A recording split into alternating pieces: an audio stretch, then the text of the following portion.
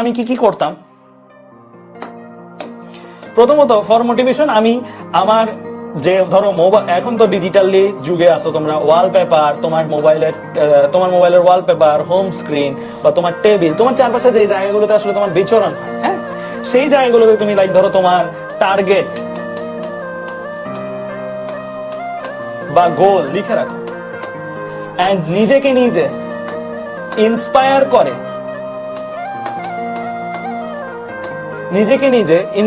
করে, এরকম কিছু কথা লিখে দাও। যেমন আমি আমার টেবিলে লিখেছিলাম বি রেবেল, মানে রেবেল মিন্স হচ্ছে প্রতিবাদী হও, মানে নিজের বিরুদ্ধে নিজে, মানে নিজের আরামাইশের বিরুদ্ধে প্রতিবাদ করতেছি, মানে আমি এরকম একটা লিখেছিলাম যেটা আমাকে মোটিভেট করতো। সো তোমাদের ক্ষেত্রে এইরকম কিছু থাকতে পারে যে হ্যাঁ এই ওয়ার্ডটা বা এই লাইনটা তোমাকে মোটিভেট করে, বা এই জায়গাটায় ওই রকম একটা কিছু লিখে রাখো। আমাদের অনেক স্টুডেন্টসই দেখা গেছে চান্স পাওয়ার পরে ভাইয়া টেবিলে ছবি তুলে পাঠায় যে আমি এই জিনিসটা লিখে রাখছিলাম আজকে আমি চান্স পাইছি, এন্ড খুবই প্রাউড লাগে আর কি ওই টাইম গুলাতে যে হ্যাঁ ও আজকে এরকম করতে পারছে। সো ওর নিজের সাথে কিন্তু নিজের মনের একটা ফাইট কনস্ট্যান্টলি সে করে গেছে, এন্ড ওই ক্ষেত্রে তাকে কিন্তু এই ওয়ার্ডস গুলা এনার্জির হিসেবে কাজ করছে, এনার্জির মতন কাজ করছে। গেল এর পরবর্তীতে যেটা করতে পারো সেটা হচ্ছে তুমি মানে একটা কাজ করতে পারো, সেটা হচ্ছে যে তুমি যেই ইউনিভার্সিটি, ধরো সাপোজ আমি এরকম করতে পারি কি যে বুয়েট টার্গেট হইলে বুয়েটের ভাইয়া আপুদের শর্ট ফিল্ম গুলা দেখি, একটু বুয়েট ক্যাম্পাস লাইফটা দেখি, এন্ড তখন কি হবে ক্যাম্পাসের সাথে তোমার অ্যাটাচমেন্টটা যখন ক্রিয়েট, তখন মনে হয় যে ওই লাইফটা আমার দরকার, ওই লাইফে আমি যাবো, আমিও এই জিনিসগুলো উপভোগ করব, এই জিনিসগুলো আমিও চাই। সো এইরকম কিছু করতে পারো যে ধরো সাপোজ তোমার যে ইউনিভার্সিটি টার্গেট, সেই ইউনিভার্সিটি বা ডিএমসি বা যে মেডিকেল টার্গেট সেই রিলেটেড স্বাভাবিক প্রত্যেকটা একটা অকুপেশনে ঢুকতেছো তুমি, কিন্তু একটা জাস্ট নট অনলি একটা ইউনিভার্সিটি ঢুকতেছো, বাট অলসো তুমি একটা অকুপেশন চুজ করতেছো, রাইট? এইচএসসি এর পরে ওই অকুপেশনের যেই সিনারিও গুলো, যেই সিন গুলা, ধরো ডাক্তারকে রেসপেক্ট করতেছে ডাক্তার হিসেবে এটা মনে হচ্ছে, বা ইঞ্জিনিয়ার হিসেবে তুমি একটা ধরো সাপোজ ওয়েব সিরিজ, যে ওয়েব সিরিজটা দেখতে পাচ্ছ যে একজন সিসি প্রোগ্রামার, সে পুরা দুনিয়ায় একটা তার আইডিয়া ছিল, এন্ড ওই আইডিয়াটা সে বাস্তবায়ন করছে, এন্ড সে এখন মানে একটা $1 বিলিয়ন স্টার্টআপের মালিক।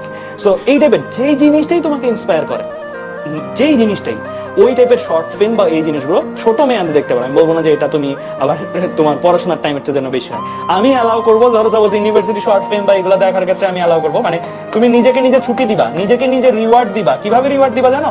তুমি রিওয়ার্ড দিবা যে হ্যাঁ আজকে যদি আমি একটা, ওই যে তোমাদের যে প্ল্যানারটা দিব ওখানে টার্গেট সেট করা যায়, আজকে যদি আমি টার্গেটটা সেট করতে পারি, টার্গেটটা ফুলফিল করতে পারি, টার্গেট লাইক ধরো কত 5 ঘন্টার একটা টার্গেট, 5 আওয়ার্সের একটা টার্গেট, 5 আওয়ার্সের একটা টার্গেট ফিল করতে পারি, তাহলে আমি আমার নিজেকে ছুটি দিব 20 মিনিটের।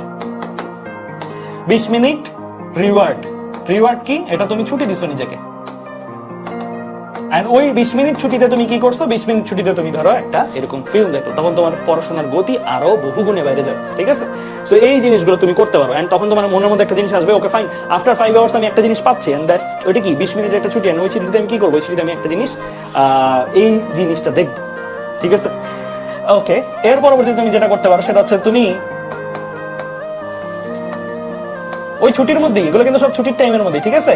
সো তুমি যে ইউনিভার্সিটি টার্গেট করতেছো সেই ইউনিভার্সিটির ভাইয়া আপু বা সিনিয়র যারা আছেন তাদের অ্যালামনাইদের লাইফস্টাইল তুমি দেখতে পারো। এখন তো অনলাইন যুগে হওয়াতে তুমি তাদের জন্য, তাদের অনেক ডকুমেন্টারি ভিডিও আছে বা তাদের ফেসবুক প্রোফাইল আছে, ফেসবুক প্রোফাইল ইটসেলফ তুমি স্ক্রল করলেও তোমার মোটিভেশন কাজ করবে যে আরে ওই ভাইয়া তো ওই জায়গায় আছে, এন্ড ওই জায়গায় খুবই পশ লাইফ লিড করতেছে, এন্ড খুবই ভালো আছে, এন্ড উনার সোশ্যাল রেসপেক্ট এত, উনাকে এত এত মানতেছে। সো এই যে জিনিসগুলা, এই জিনিসগুলো তুমি ফলো করতে পারো। এই জিনিসটাও আমি ফলো করতাম মাঝে মাঝে, হ্যাঁ আমি যে টার্গেটে যেতে চাই ওই টার্গেটে বর্তমানে যারা আছে বা ওই টার্গেট পাস করে যারা আছে তারা কেমন আছে বা তাদের লাইফস্টাইলটা দেখি। সো তখন তুমি আরেকটা জিনিসও খেয়াল করবা, তাদের তোমার টাইম লাইন, তুমি যে টাইমে আসো ওই টাইমে যদি আসো দেখবা বেশিরভাগ ক্ষেত্রেই তাদের তোমার টাইম লাইনে এসে অ্যাক্টিভিটি নেই। কেন? কারণ ওই টাইমে তারা কই ছিল?